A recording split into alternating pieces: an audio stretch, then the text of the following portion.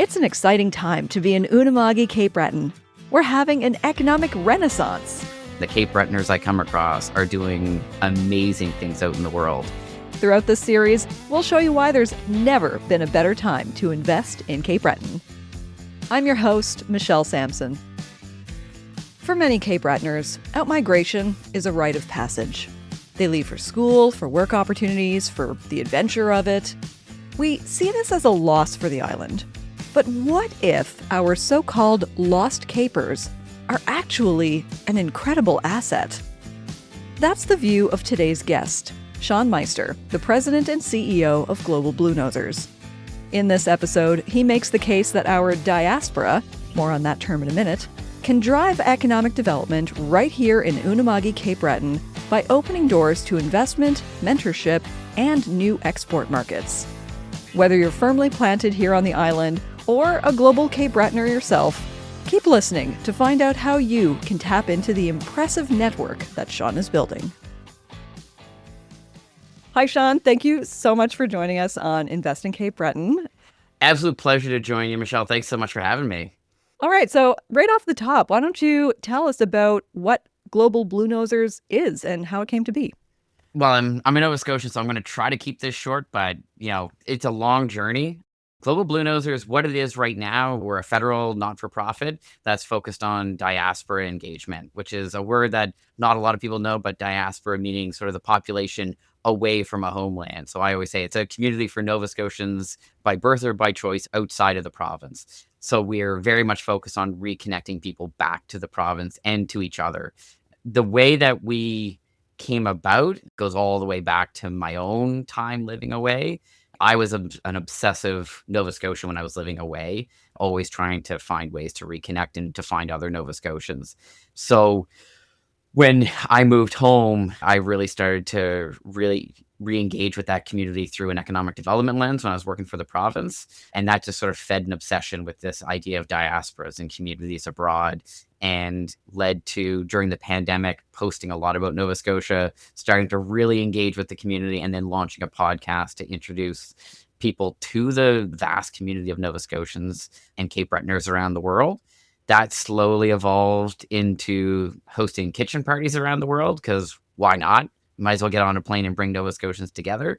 And then it just sort of became a momentum thing where I just started to really realize Nova Scotians wanted to reconnect with each other. They wanted to find their tribe where they were living in the world. They wanted to hear what was going on at home.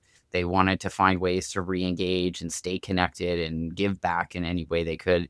So that has slowly evolved from, a podcast and events into a full-fledged not-for-profit that's focused on engaging, celebrating, and activating that diaspora community for the benefit of them and for the benefit of the province. As someone who lived away myself, I would have loved to have this when I was in Ontario. I was like you. I was never an Ontarian, always a Cape Bretoner. You couldn't take that out of me. But maybe for people who are less familiar, can you tell me just a little bit more about what is a diaspora community and just explain that a little bit more? So a diaspora community, it can take on a lot of different definitions. If you talk to some of the people that are sort of the originators of a lot of the diaspora talk, and especially diaspora communities as they are nowadays, they'd say there's definitions, but not like a set definition. So it really is around the concept of migration and mobility, the idea of people from a place that expand out and leave it.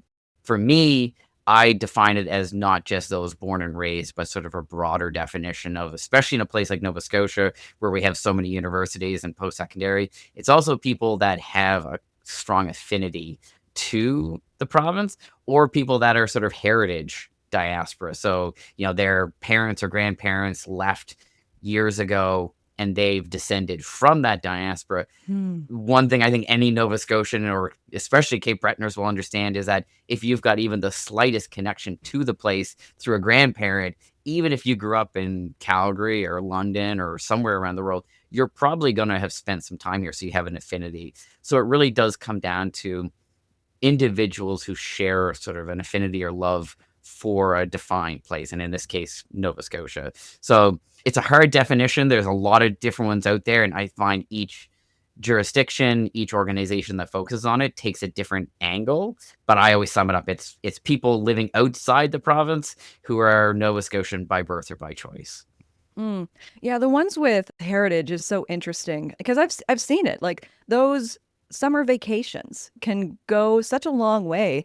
And, I think it says something about the attractiveness of this place that they would almost identify, either as much, maybe even more with this place than the place where they grew up. So that's really remarkable.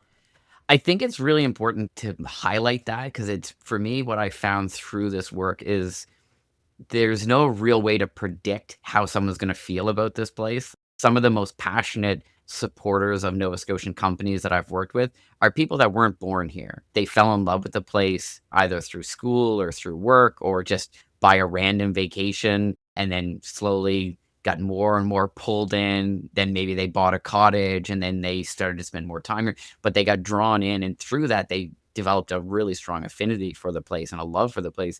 So it's one of the things I really try to pound the drum on is what's on a birth certificate is important in diaspora work. It's not the only thing. Hmm. There's a lot of different life experiences that can lead to a love for a place like Nova Scotia. And it's important to foster and appreciate and recognize all of those various ways.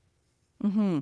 Okay, so there's another angle I want to pick your brain on. So typically, economic development organizations like the Cape Breton Partnership, have focused on keeping youth, say, here or luring expats back. Why do you focus on those who aren't looking to come home, at least not in the immediate future? Yeah, it's a question I get quite a bit. And for me, I look at it from a few different angles. First and foremost, when I look at it from the diaspora perspective, is I want to make sure that people are feeling that connection to home in an authentic way. So it's not just about the actual mobility of trying to get people home. It's lots of people want to stay connected and deserve to stay connected. And so for me, it's always been about just engaging with them in that way and in that point in their life. But I've always described it as like in Nova Scotia, we sort of view those two goalposts, like stop people from leaving and then try to get them home. And we don't think about that in between. Hmm. The reason I focus on that is that's where all the power really is, especially from an economic development perspective. You want to engage people while they're away, while they're gaining that experience, while they have those networks, while they have instant access to all of those things and knowledge and people that you want as an economic development agency or as a company. So it's really important to engage them at that moment and not to engage them from the perspective of, I'm coming to you because I'm trying to convince you to come home. Because Hmm. you never really know where people are in their life. If they don't want to come back, that doesn't mean they're a lost asset. They're still really, really important. Hmm. So it's about really understanding the journey of a diaspora and understanding that you have to engage with them in a really authentic way and in the way that their lives are being lived. And that means at that moment in time. So for me, it really is critical to focus on between those goalposts, not on either one of them in particular, but engaging people, bringing that value at that moment when they're out in the markets that we want to be working within. Right. Okay, we're going to get more into the specifics of what this engagement looks like and how this helps with economic development and all that. But just, I have one more question before we get off this kind of economic development topic. Is this something that other jurisdictions are doing, leveraging their diaspora? Yes, a lot. So this is something that I'd say in Canada, we're pretty far behind when it comes to diaspora engagement. Other jurisdictions have been doing it for decades, generations almost. Wow. I've always felt that the leader in it are the Irish. Ireland has been, in both the Republic and Northern Ireland, incredibly good at engaging a diaspora and recognizing the importance of the diaspora. The Irish diaspora have played such an important role in what Ireland has become, especially from a sort of a tech destination. They played a really important role in that. But they've invested time and money and they've created central strategies within government that drive decision making that keep diaspora at the heart of everything they do. So I always say they're kind of the gold standard, but they're not the only ones. The Scottish do it, the New Zealanders do it, the Vietnamese, all across Africa are incredible. India has a massive diaspora and they leverage that incredibly. I mean, yeah, you can pretty much point to anywhere on the map outside of North America, and you can say they've got something going on in the diaspora space. So it's not new. This is not reinventing the wheel or anything. This is a tried and true playbook by other jurisdictions.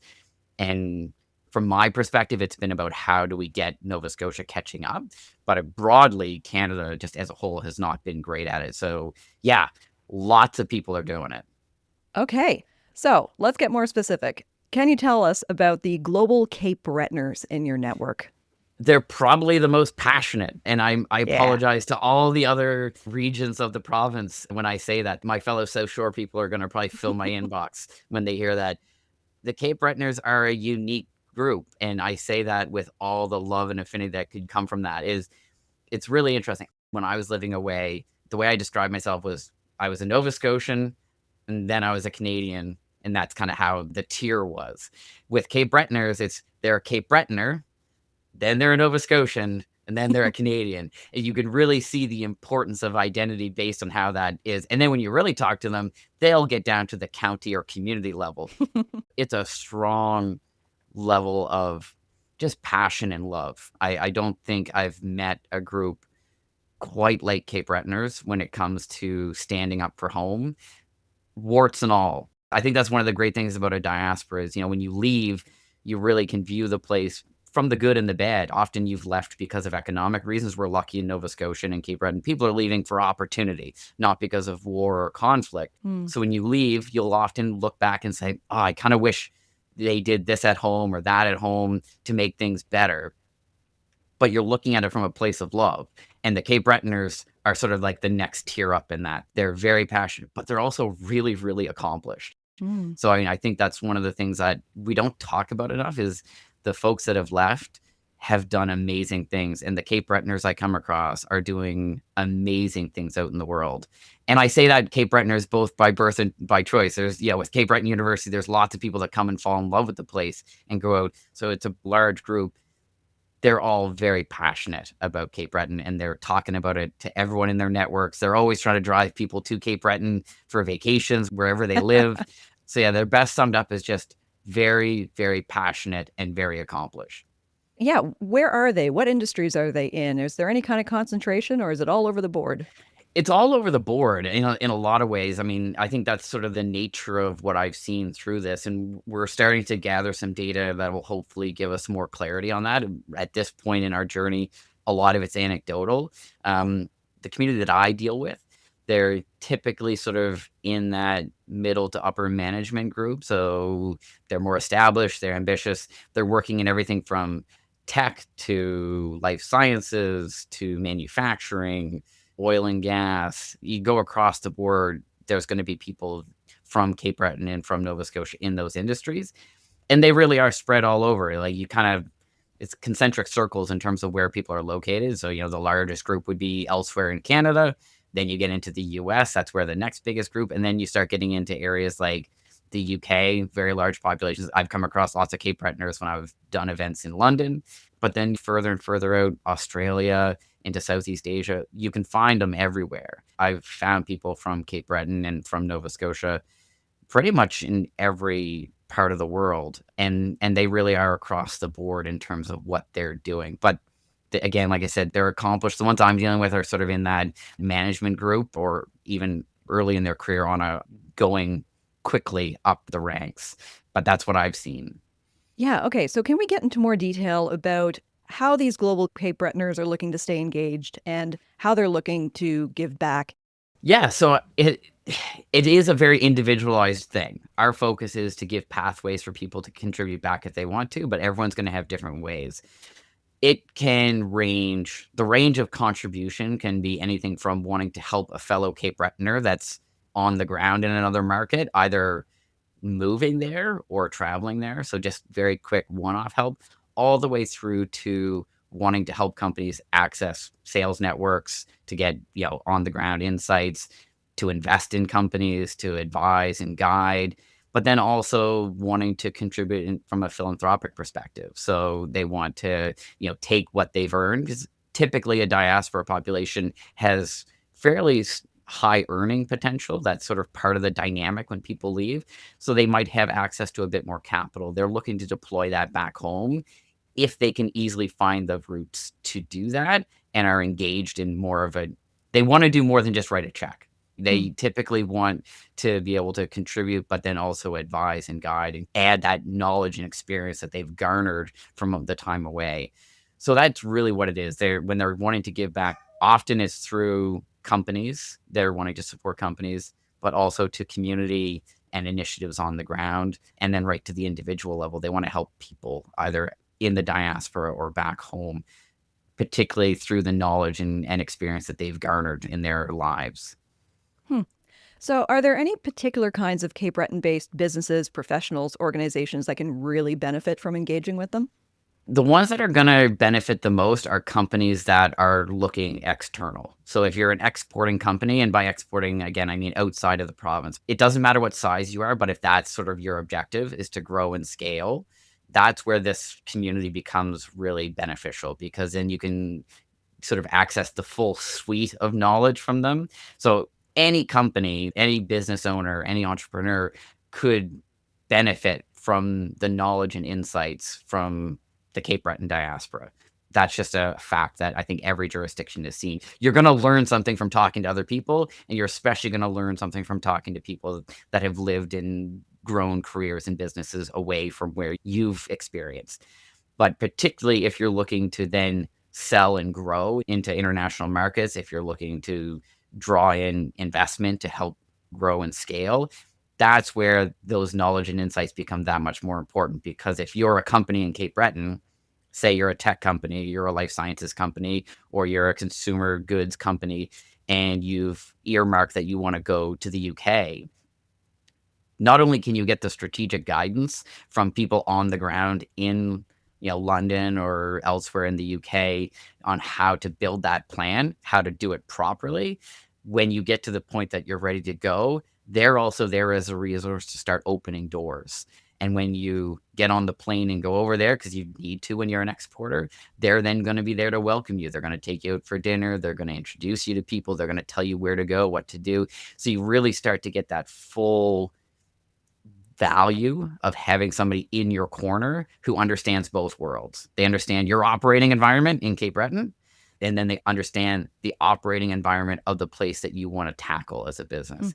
So those are the companies I always say are best suited to get full value from a diaspora population, especially from sort of global Bluenosers and global Cape Bretoners. All of this sounds amazing. What are the nuts and bolts here? How do they tap into this diaspora? Well, that's what we're building right now. That's sort of the stage we're at. We've spent a couple of years building the momentum of a community and building the trust with the diaspora, that we're not, just in it to take, that we focus on giving to them first. So for companies that want to access it, the best place to start is to actually have a chat with me, because we're developing a few programs and initiatives for people to really tap into it. But we're kind of looking for the early adopters, the ones that really want to help us dial in what that program and support looks like through the diaspora population.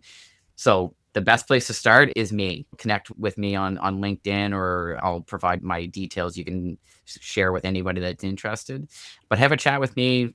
We can learn about your goals and objectives and sort of start to go from there to tailor some support around how to tap into some Cape Bretoners around the world to give you the help you need.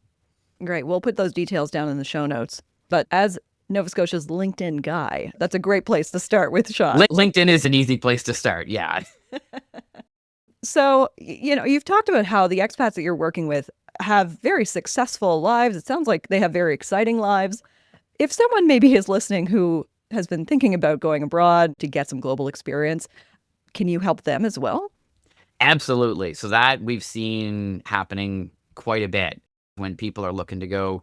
What we can do there is, when people are sort of at the exploratory phase, we can connect them in with expats and Bluenosers in the places that they're looking to go for sort of like pre-vetting. We've done that, where people are looking at it, where we say, okay, have some conversations with the folks that have been there, done that, see if it is everything you think it could be, or if you're traveling someplace to explore, we'll get you connected to, have dinner with 4 or 5 of them to really go deep and hear what it's going to be like. Similarly, if you're going abroad, you're going to be looking for jobs. You're going to be looking for a place to live. You're going to have to deal with whole new tax systems and banking and everything. These are all kind of the things that the Bluenosers can help with on the ground. And we see that all the time. So there's lots of ways that we can help there, and we love to do that. We want to give sort of a soft landing if somebody decides to leave Nova Scotia, that they're going to land and feel a sense of community the second they get there. Okay. I just know that someone is listening who's got their hackles up and they're thinking, no, don't help them leave. As a proud Blue Noser yourself, why are you so comfortable facilitating these kinds of exits? Few different reasons. First of all, if somebody's going to leave, they're going to leave. So I don't think it helps to try to push back against somebody's ambition to leave. Usually, if you've talked to enough people that have left, the vast majority of them have something in their mind. And I'd say the best thing for us to do as a community is to support them in that. The other side of it, which is sort of the bigger picture, the macro picture, is we want people to go out and gather global experience. Those other jurisdictions I talked about, like the Irelands of the world, they encourage people to go out and gather that knowledge and experience because they see the value in having a network of people that have gone out into the world, gathered knowledge, connections, capital, and then if they've already got the ways to then bring that back into the community, either through them moving back or through them contributing as a diaspora population, that makes us even stronger. So for me, somebody leaving Nova Scotia, it's tough. I've done it. That was the thing I heard was don't do it, don't leave. Where I've gotten to in my life is like, no, we want people to gather that knowledge because then we can all benefit from it. Those of us that have left and those of us that haven't. We all benefit from a population that is tapped into the world. So, yeah, I want that to be facilitated and supported so that we don't have people off in every direction. If people are going to leave, do it in a way that they feel supported, and then they're going to more easily give back when they get to the point that they can.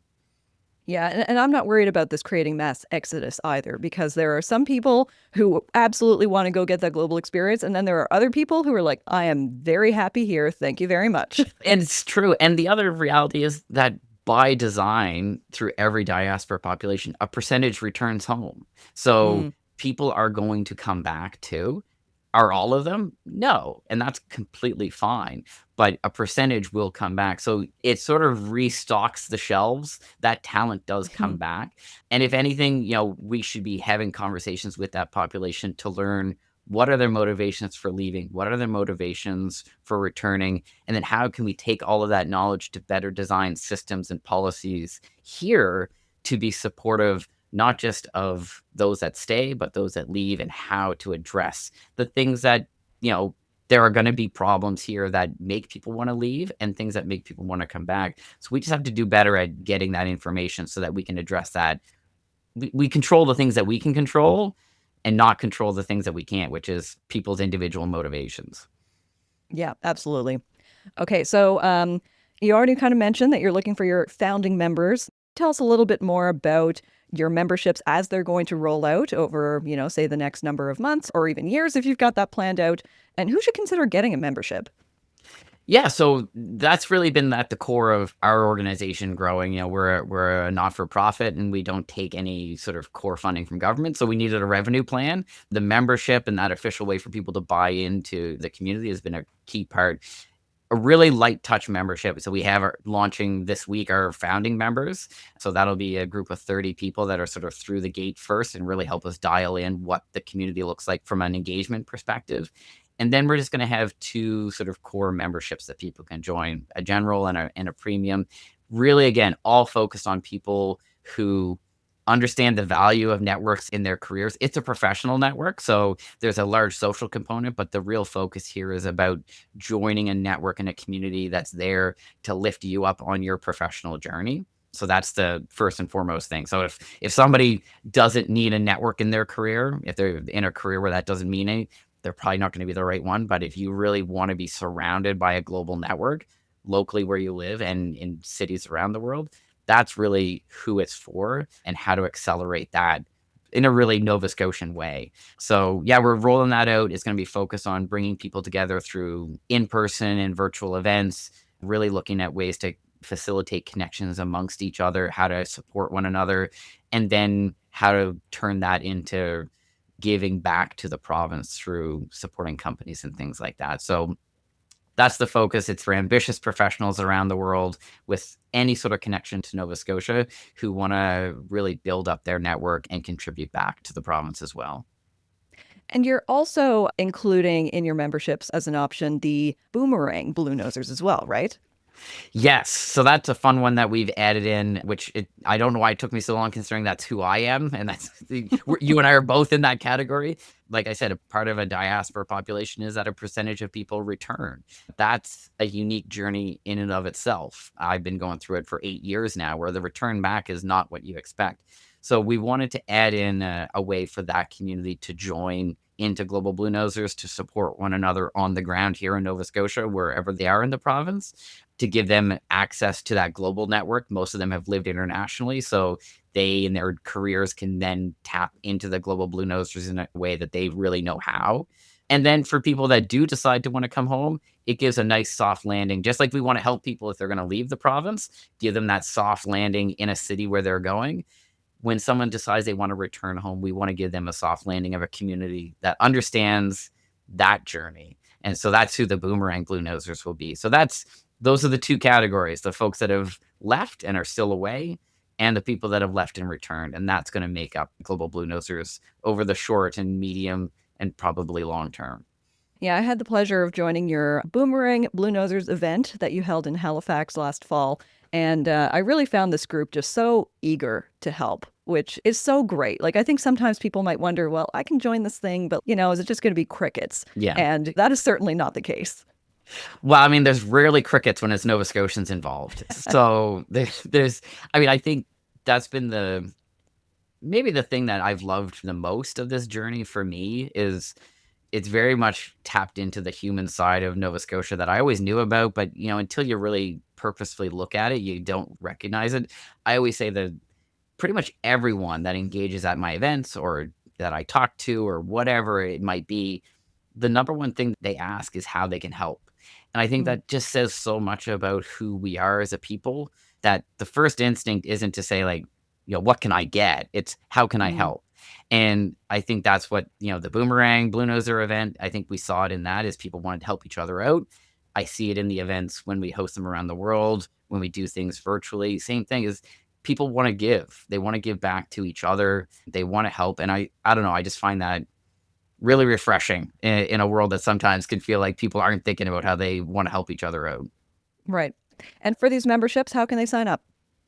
Go to the website, globalbluenosers.ca. You'll find everything right there on the homepage and under the memberships tab. So people can go there, sign up for the wait list, or go direct to purchase. And once they get onboarded, we get rolling. They get to experience the power of a diaspora network, which is a pretty magical thing. This was so interesting. I'm exactly the kind of nerd to have found this absolutely fascinating, Sean. Any final thoughts before we wrap this up? I mean, my biggest thing is I like to reinforce is for any of folks that are here at home, whether in government or just living their lives, don't forget about how big Nova Scotia actually is. So it's like we always look at Nova Scotia as like we're the small little underdogs sticking off out into the Atlantic. The thing I've learned is we have so much power at our disposal when we think about the amount of people that love this place. So when we talk about ourselves, let's maybe shake off a little bit of the self-deprecation. Let's realize just how amazing the place is and how strong the province is. And to really reach that potential, we want everybody in. So, reach out to those people in your network that have left and make sure they know how much they're appreciated and bring them in under the tent because, we've got so much at our disposal that we still have untapped. Great. Yeah. Share this episode, email your sons and daughters and cousins and uncles. And all right. Thank you so much, Sean. This was so great. Thanks so much for having me. If you'd like to connect with Sean, you can find links to his LinkedIn profile and the Global Bluenosers website in the show notes. New episodes of Invest in Cape Breton are coming soon. Follow us on Apple Podcasts or Spotify to be notified when they drop. Our theme music is Under My Skin by Glace Bay's own Elise Aaron. Invest in Cape Breton is produced by Storied Places Media and hosted by me, Michelle Sampson. Thanks for listening.